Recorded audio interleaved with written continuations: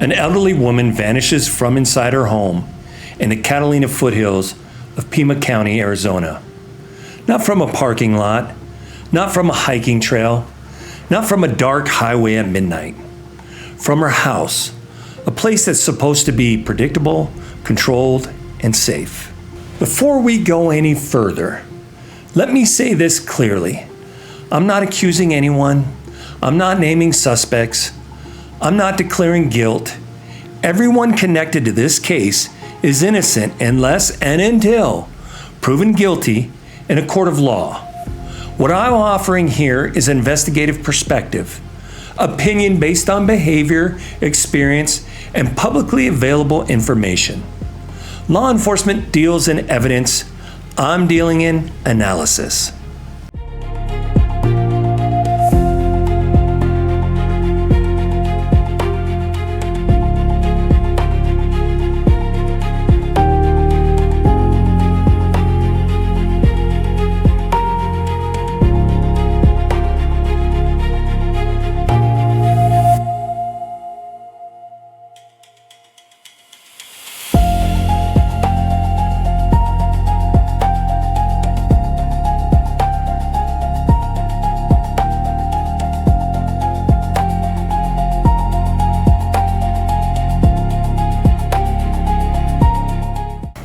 Now, back to the house. When someone disappears from inside their own residence, the list of possibilities don't get bigger, it gets smaller. Homes are routine. Homes are structured. Homes tell stories. And when a crime begins inside one, you're generally dealing with one of two lanes: random opportunity or something personal. Let's walk through the random theory first. A burglar breaks in. Maybe they think the house is empty.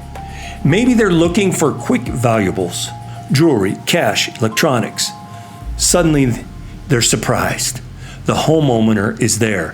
Things escalate. Violence happens. In that moment, adrenaline spikes. Decisions get sloppy. The instinct becomes simple: escape, get out, create distance, survive. And that's where this case bends. Because if this was a random break-in gone wrong, why remove her from the house? Taking a victim from their residence increases risk. It requires transportation. It requires time. It requires composure.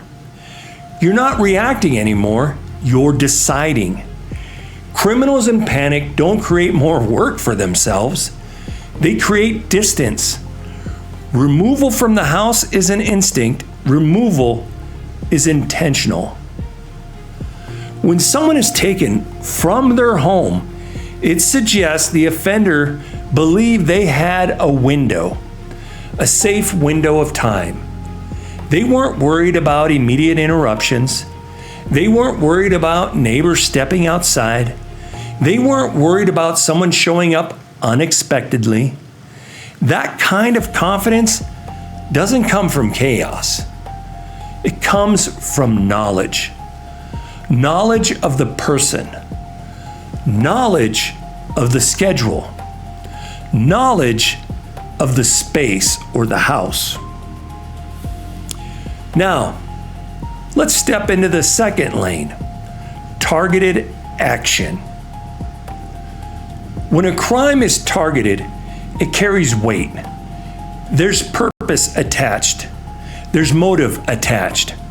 The offender isn't improvising, they're executing. They've thought about timing. They've thought about access. They've thought about what happens afterwards. And afterwards is where this case lingers. If you're a stranger burglarizing a house and something goes wrong, your priority is flight. But if you're someone who knows the victim or someone operating with knowledge of her schedule, your priority may shift to control. Control the narrative, control of the evidence, control of the timeline. Control is a very different driver than panic. Investigators always examine entry points. Was there forced entry? Was access voluntary? Did someone knock and get let inside without resistance? Because when there's no obvious forced entry, that detail matters. It suggests the possibility that whoever crossed that threshold didn't appear threatening at first, and that narrows the field. Then there's opportunity.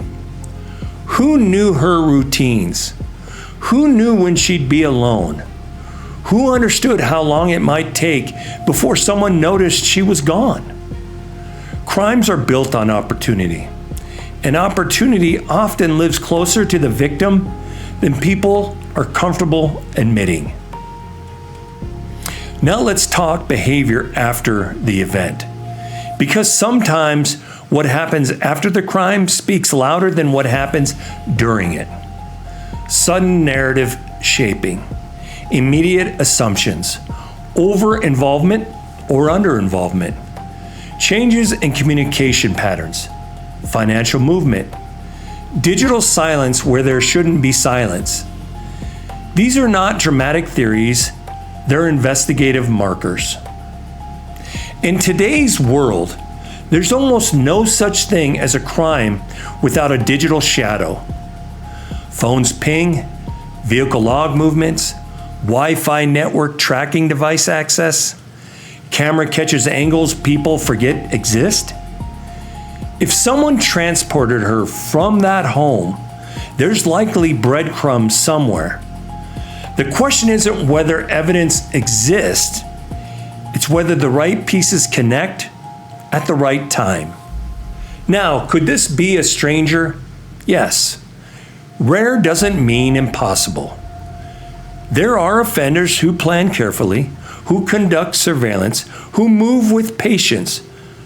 But when that happens, investigators usually find patterns, similar activity, linkage, prior casing. Random crimes leave statistical footprints. Targeted crimes leave relationship footprints. And when you strip this case down to its behavior core, the pivot point remains the same. The removal from the home, that single decision shifts the entire tone of the crime. It moves it away from spontaneous panic and closer to deliberate action. And the deliberate action usually lives in proximity to the victim. Again, this is analysis, not accusation. Law enforcement will follow the evidence wherever it leads. DNA, surveillance, vehicle data, cell records, interviews. Someone always miscalculates something. A timeline, a camera angle, a digital trace. Cases like this are rarely solved by dramatic breakthroughs. They're solved by small inconsistencies that refuse to sit right. So where do we stand? Well, an elderly woman disappeared from her home. If it was a stranger surprised during a break-in, removing her from the home doesn't align with the typical panic behavior. It adds risk without a clear benefit. But if it was someone who knew her, or someone acting with knowledge of her routine, then removal aligns with intention. Strangers panic versus personal planning. And from a behavior standpoint, planning casts the longer shadow. We're going to continue to follow this case and update as facts come in. If you want deeper analysis, check back for more. But tonight, beyond the theories and the timelines, remember this. This is a real woman, a real family. Real people are waiting for answers. And until proven otherwise, we hope, we pray, and we hold on to the possibility that she'll be found alive. This is Mike with Elite Investigations, and this has been Behind the Investigation.